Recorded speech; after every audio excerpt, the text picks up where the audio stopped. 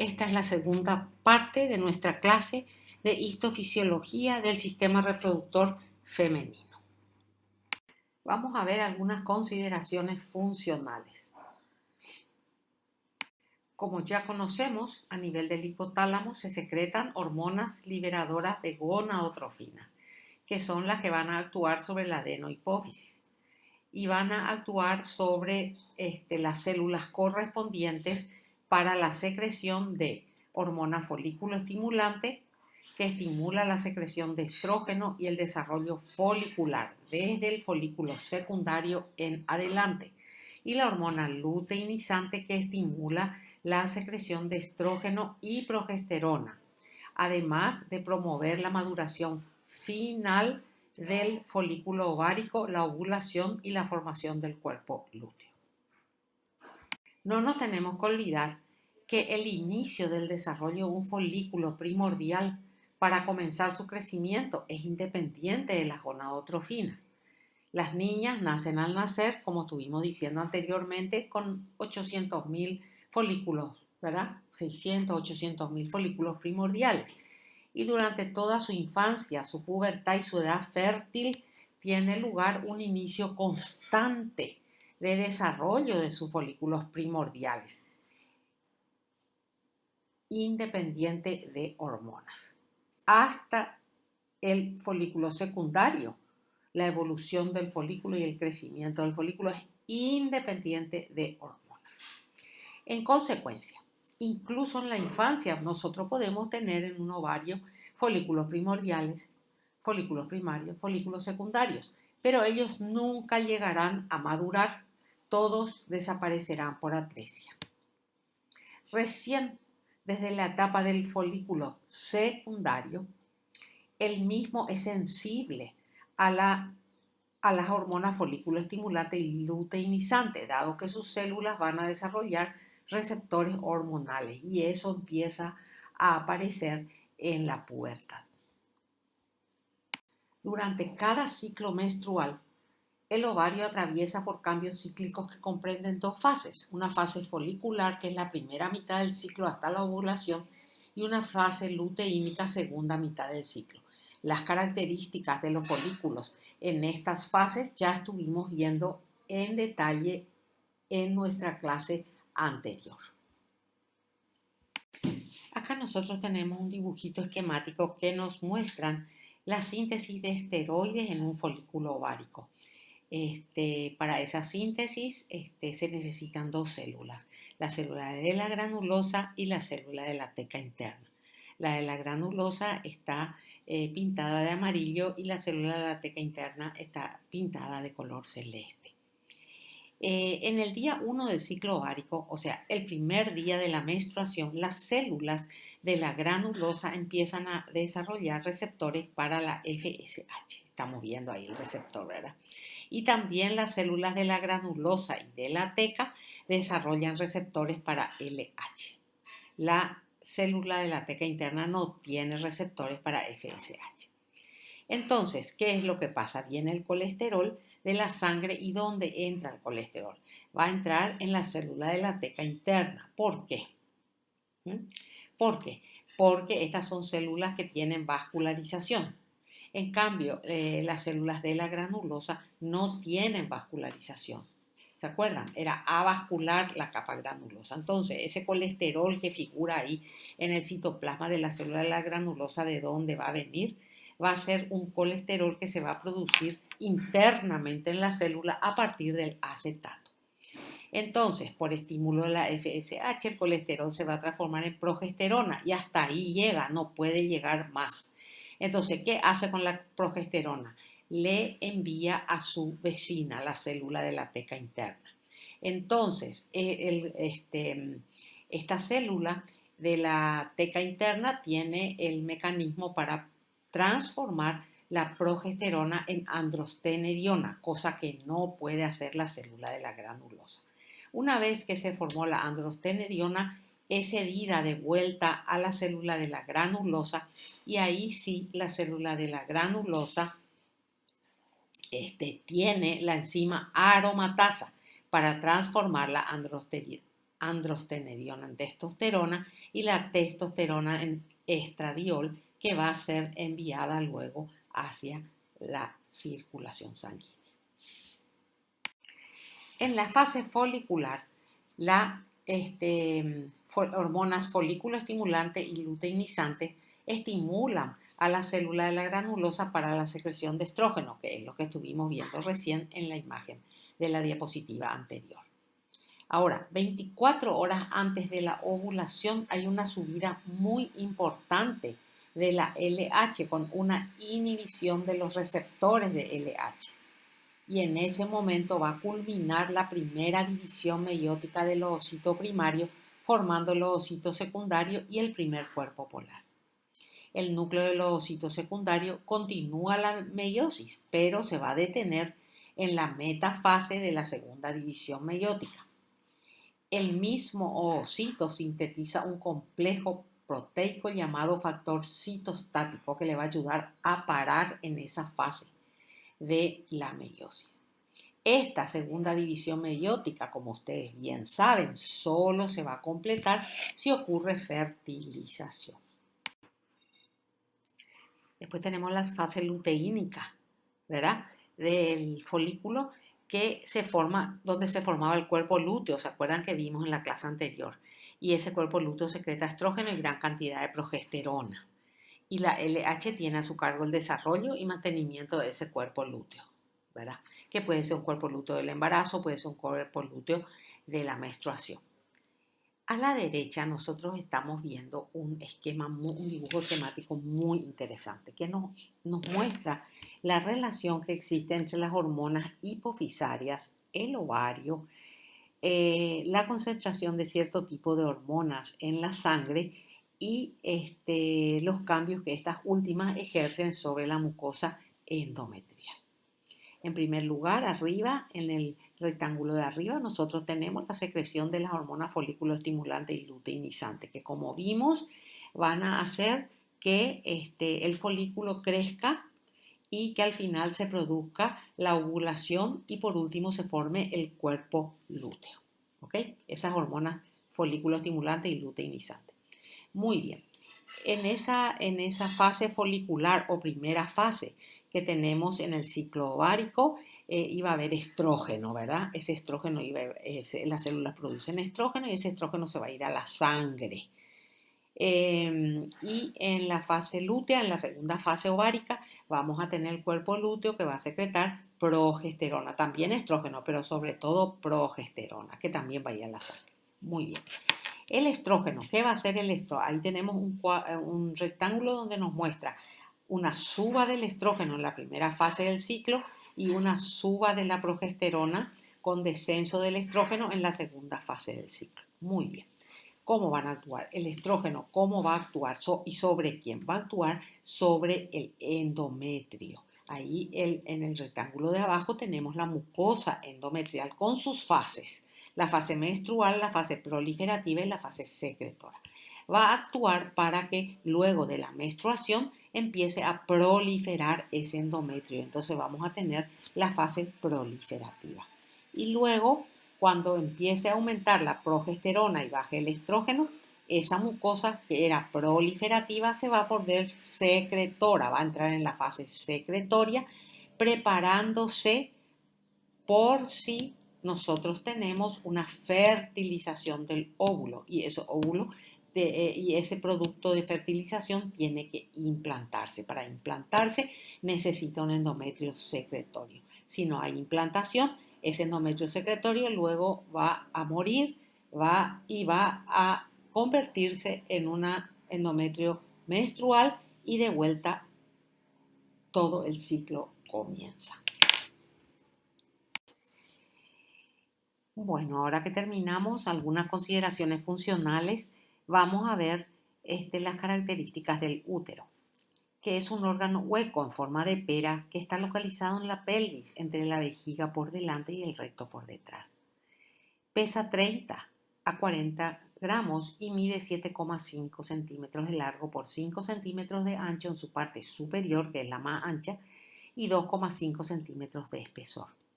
Su luz también es plana y está en continuidad con la luz de las trompas por arriba y de la vagina por abajo. Desde el punto de vista anatómico, el útero se divide en dos regiones. El cuerpo, que es la porción superior grande, cuya superficie anterior es plana y la posterior es convexa, y tiene una parte superior redondeada que se expande por arriba de la desembocadura de las trompas uterinas y recibe el nombre de fondo uterino. El cuello o cervix es la parte inferior del útero, tiene una forma de barril y se encuentra separada del cuerpo por una pequeña zona denominada istmo. La luz del cervix, el llamado conducto cervical, presenta una abertura estrecha en cada extremo. El orificio interno o cervical interno será el que comunicará este conducto cervical con la cavidad del cuerpo uterino, y el orificio externo de este conducto cervical comunicará con la luz vaginal. Acá tenemos nuestro esquema a la izquierda, donde se ve el cuerpo, el fundus, el cervix, y a la derecha estamos viendo las partes del útero, ¿verdad? El cuerpo, que está constituido por tres partes: el endometrio, el miometrio y el perimetrio, el istmo, y luego el cuello o cervix, que tiene una porción llamada ectocervix y otra llamada endocervix. El cuerpo uterino tiene una mucosa en su parte interna que se llama endometrio. Por fuera tiene una capa muscular llamada miometrio de músculo liso, y por fuera tiene el perimetrio, que es parte del peritoneo que recubre al útero. Este perimetrio cubre toda la superficie posterior del útero, pero solo una parte de la superficie anterior, y se continúa con el peritoneo pélvico y abdominal. Está constituido por un mesotelio y una capa delgada de tejido conjuntivo laxo, y además encontramos una capa de tejido elástico prominente debajo del mesotelio. A la derecha tenemos un corte histológico de un cuerpo uterino donde estamos viendo la mucosa endometrial, el miometrio y el perimetrio. El miometrio, que es la capa muscular del cuerpo uterino, es una capa gruesa y está constituida por músculo liso en haces. Este músculo liso está en continuidad con la capa muscular de la trompa uterina y de la vagina. La orientación de los haces musculares no está muy bien definida, y el músculo está constituido por células musculares lisas de 50 micrones de longitud. Los haces de las capas interna y externa están orientados en una forma más o menos paralela al eje longitudinal del útero. La capa media es la parte más ancha de la muscular y posee abundantes vasos sanguíneos, plexos venosos y vasos linfáticos. En esta capa media el músculo tiene una orientación circular o en espiral. Allá arriba, fíjense, tenemos un corte histológico donde observamos la mucosa endometrial y la capa miometrial. Y acá tenemos un corte histológico a mayor aumento donde estamos viendo las características del músculo liso miometrial. Por dentro del miometrio, la superficie interna del útero está tapizada por una mucosa. Esa mucosa se llama mucosa endometrial. Esa mucosa tiene dos capas: una capa superficial o estrato funcional, que es la zona que muere, que se descama con cada menstruación, y otra zona, la capa o estrato basal, que no se descama con la menstruación, y a partir de ahí se regenera la capa o estrato funcional después de la menstruación. El endometrio tiene un espesor que va a variar entre 1 a 6 milímetros. En la mucosa endometrial vemos que hay glándulas tubulares simples, Esas glándulas están tapizadas por un epitelio cilíndrico donde hay mezcla de células secretorias y ciliadas. Y el componente glandular está rodeado por un estroma muy celular. Fíjense ustedes arriba, estamos viendo las glándulas, ¿ven? Las glándulas tubulares simples, estamos viendo también el estroma que rodea a las glándulas y en la imagen de abajo a mayor aumento estamos viendo ese epitelio endometrial. El ciclo menstrual, ¿qué es?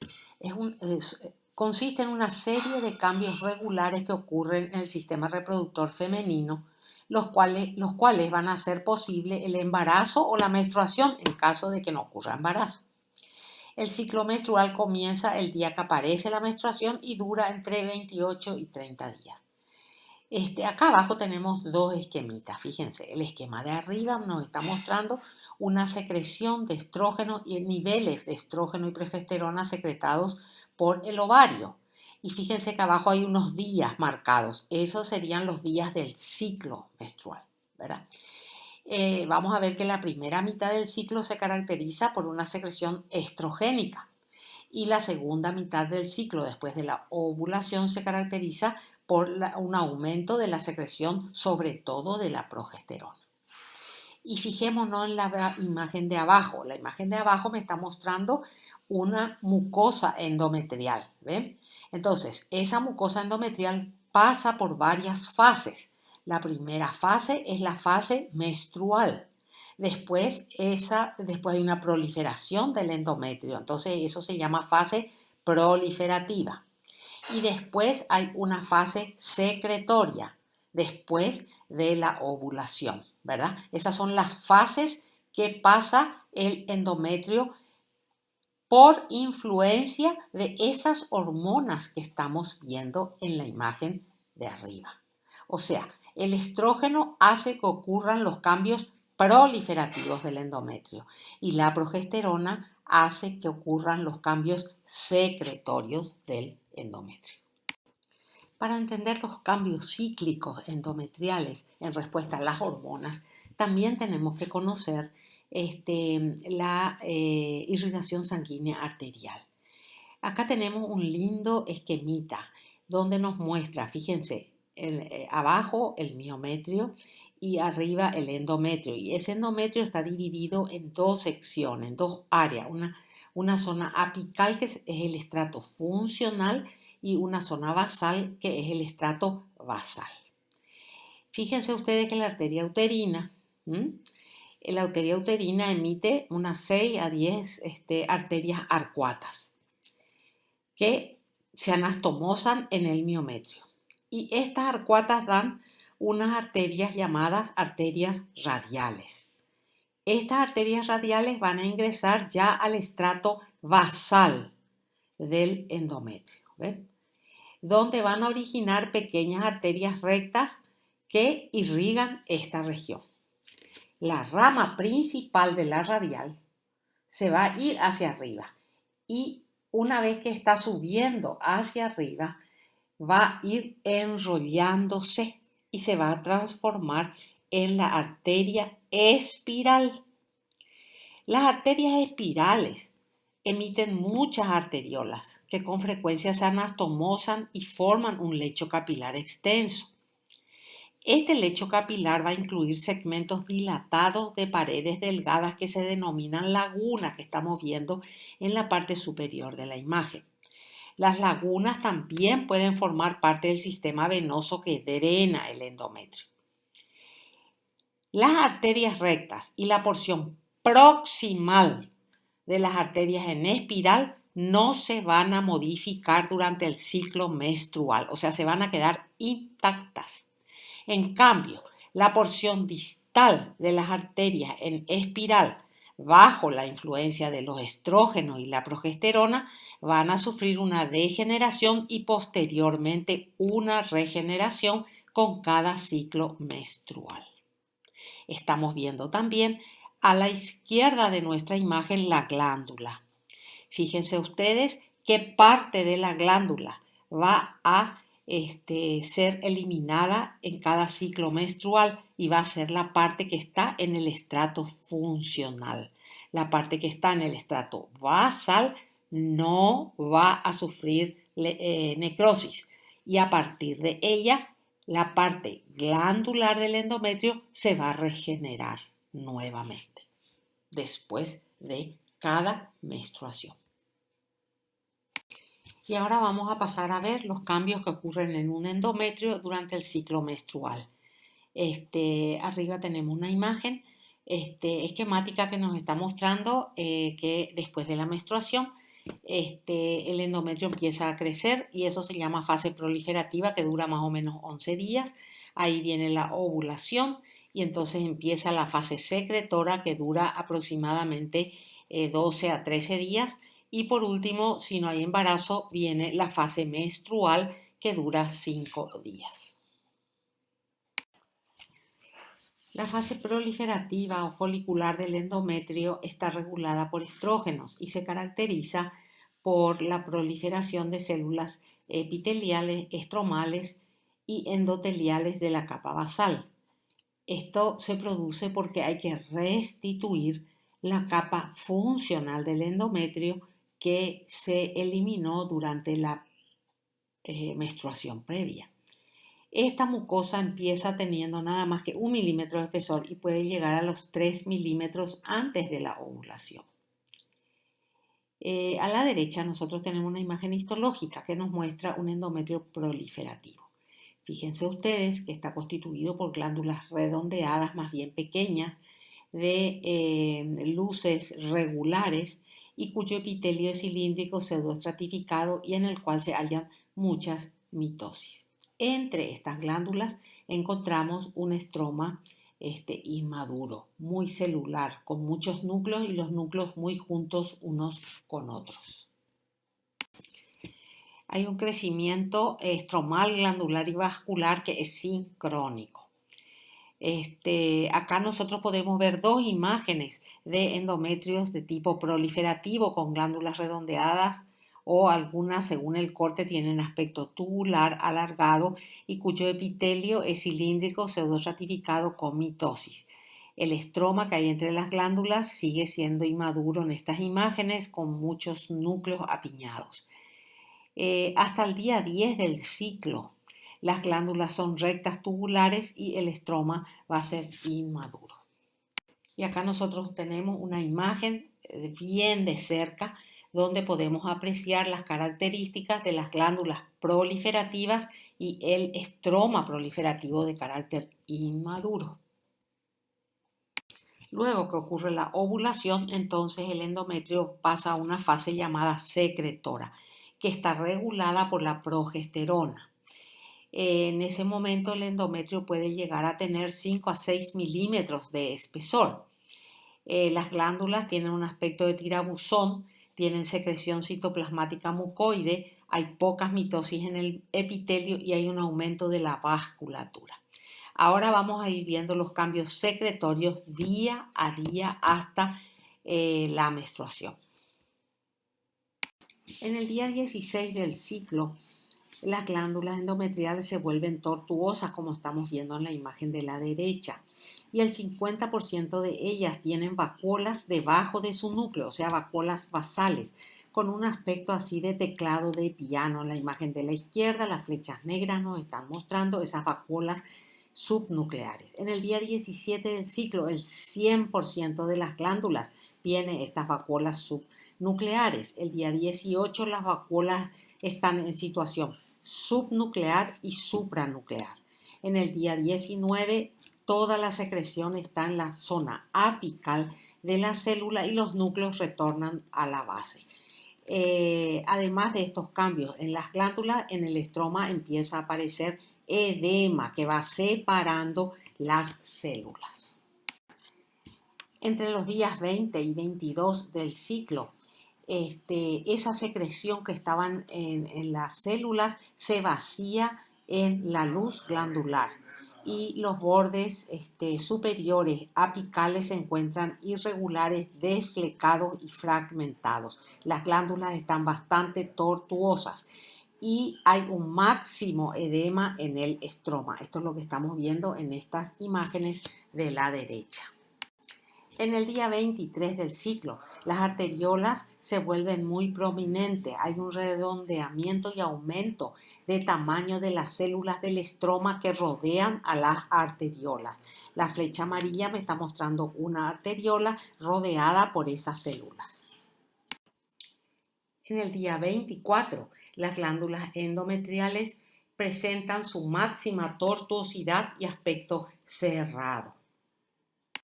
Acá en esta imagen podemos fijarnos la mucosa endometrial que está arriba. Abajo se ve la capa muscular del útero. Fíjense estas glándulas muy cerradas, de luces muy cerradas, y además las glándulas son muy tortuosas.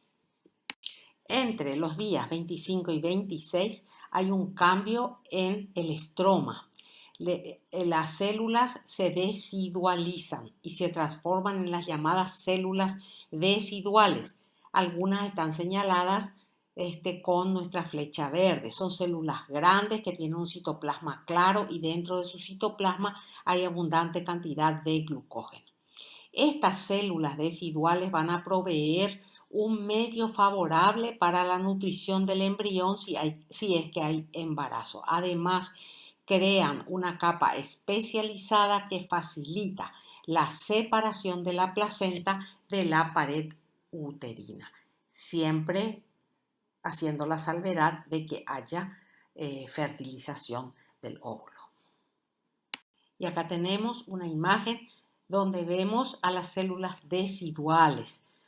Son células grandes con un citoplasma claro, lleno de glucógeno, y fíjense sus núcleos con una cromatina fina, y en algunas de las células el nucleolo es muy evidente.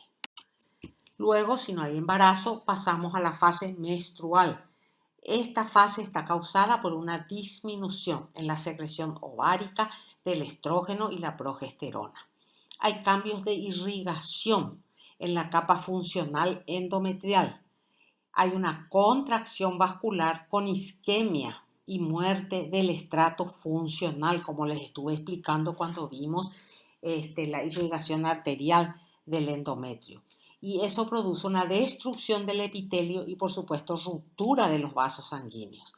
Esa contracción que se produce, esa contracción vascular que se produce dura más o menos 2 días.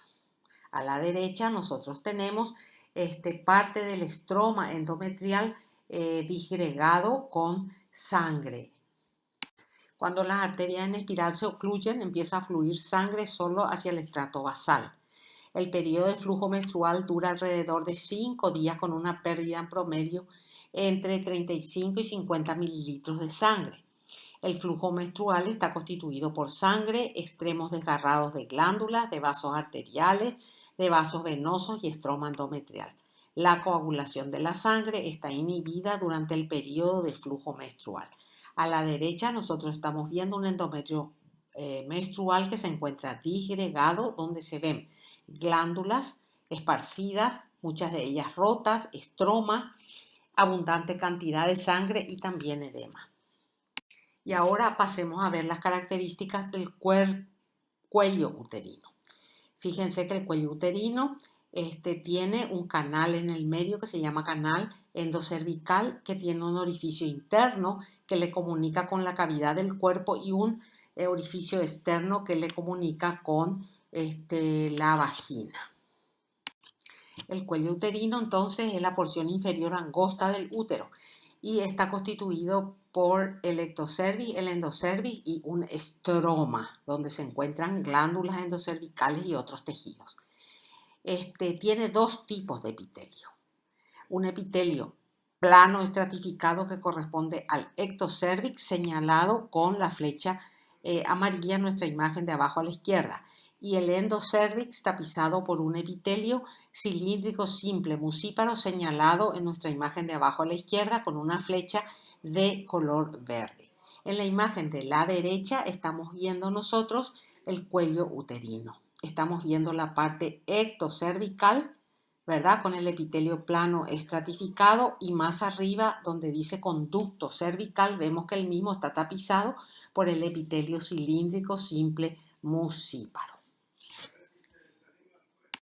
La mucosa cervical mide entre 2 y 3 milímetros de espesor. En la parte endocervical contiene glándulas ramificadas grandes secretoras de moco. En su estroma no encontramos arterias en espiral y en general sufre pocos cambios durante el ciclo menstrual. Sin embargo, las glándulas endocervicales sí sufren cambios funcionales relacionados con el transporte del espermatozoide dentro del conducto cervical. En la mitad del ciclo, el moco que secretan esas glándulas se incrementa unas 10 veces. Es menos viscoso y va a proporcionar un medio más favorable para la migración del espermatozoide. La zona donde el epitelio del endocervix se une al epitelio ectocervical se llama zona de transformación o de transición. Esta zona se halla justo por fuera del orificio cervical externo en las mujeres de edad fértil. Fíjense abajo en la imagen de la izquierda, con el número 2 estamos viendo la mucosa endocervical.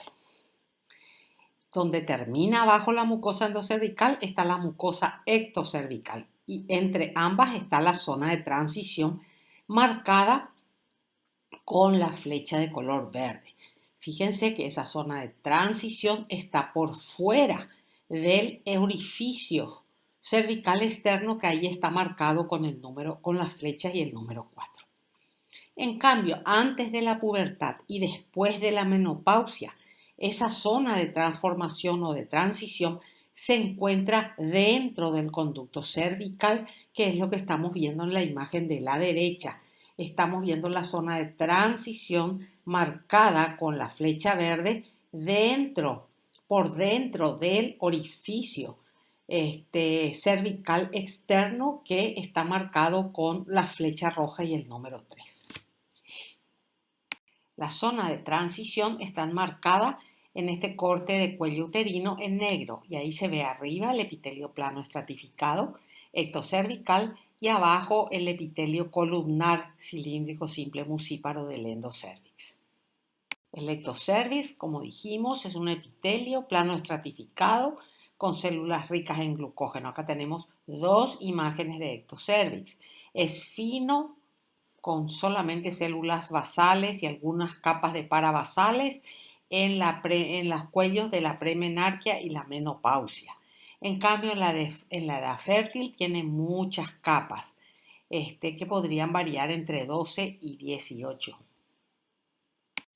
El endocervix está tapizado por un epitelio cilíndrico simple musíparo, constituido por células secretoras y algunas células ciliadas.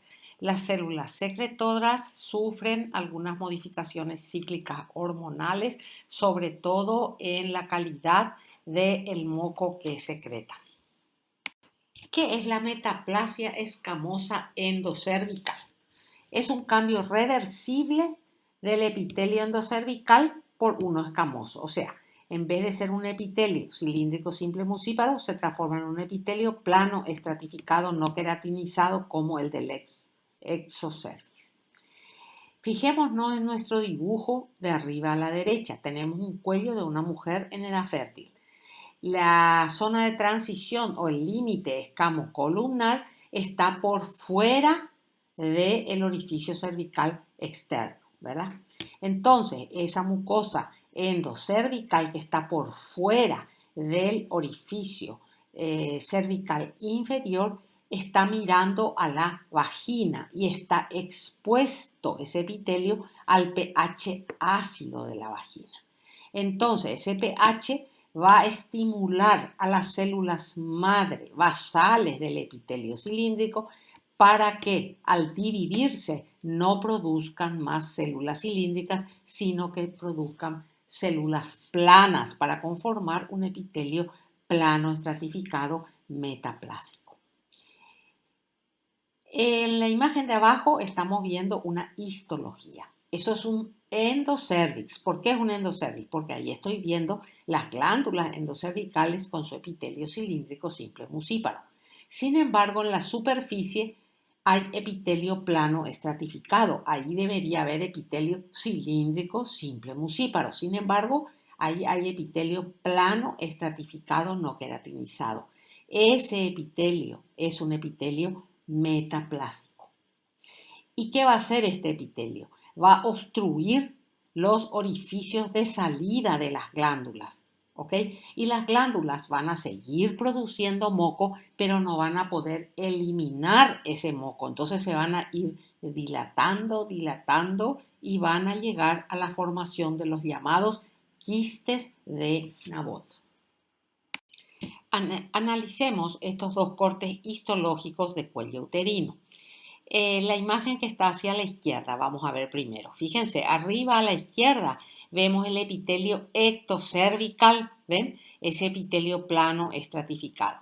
Después vemos que debajo de ese epitelio hay una gran cantidad de quistes, los quistes de Nabot o huevos de Nabot, ¿verdad? ¿Por qué se formaron? Porque su epitelio superficial, esa es zona endocervical, no pueden vaciar sus productos. ¿Por qué? Porque su epitelio ha sido reemplazado por epitelio plano estratificado. Entonces se van dilatando las glándulas y forman esos quistes de Nabot.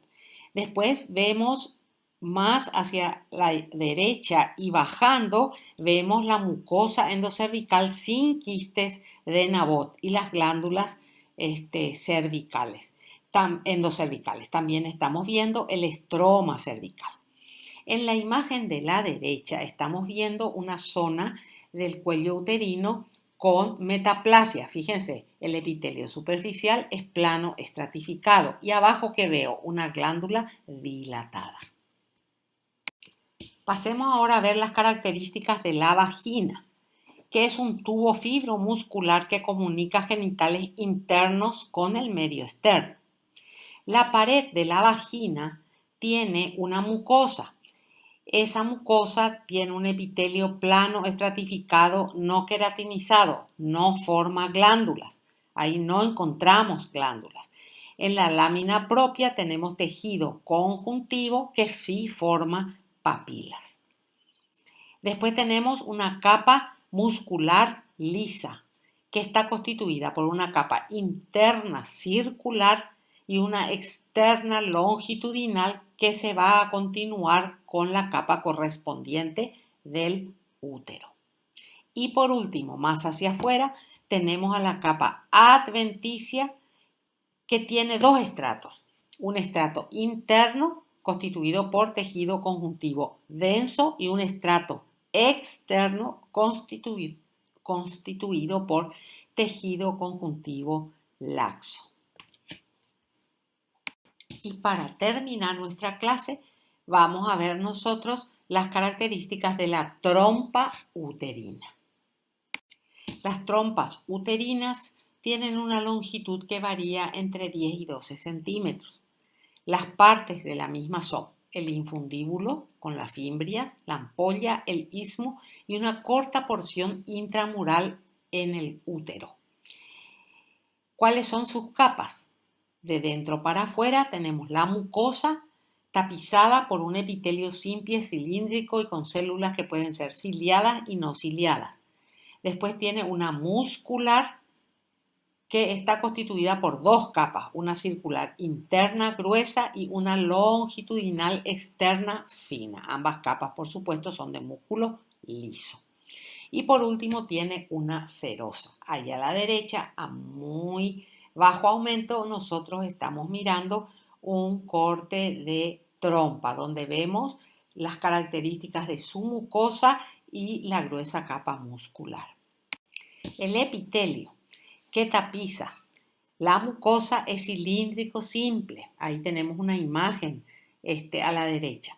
Cilíndrico simple con dos tipos celulares. Células ciliadas, que son las más numerosas y se hallan preferentemente en el infundíbulo y en la ampolla. y el batir de su cilio está dirigido hacia el útero. Y las células no ciliadas o en tachuela, que son células secretoras que producen el líquido que va a proveer sustancias nutritivas al óvulo. En nuestra imagen nosotros estamos viendo células ciliadas y células no ciliadas. Las células epiteliales de la trompa van a sufrir cambios hormonales de acuerdo a la fase hormonal del ciclo. En la fase folicular, ellas van a tener una hipertrofia cíclica y un aumento de la ciliogénesis. En la fase lútea van a tener más bien una atrofia con un aumento del número de células secretoras. En el momento de la ovulación, el epitelio alcanza una altura de 30 micras, que después se reduce a casi la mitad justo antes de la menstruación. Allá a la derecha tenemos una hermosa imagen histológica del epitelio de la trompa, donde estamos viendo células ciliadas y células no ciliadas. Y con esto terminamos la segunda parte de nuestra clase de histofisiología del aparato genital femenino. Muchas gracias.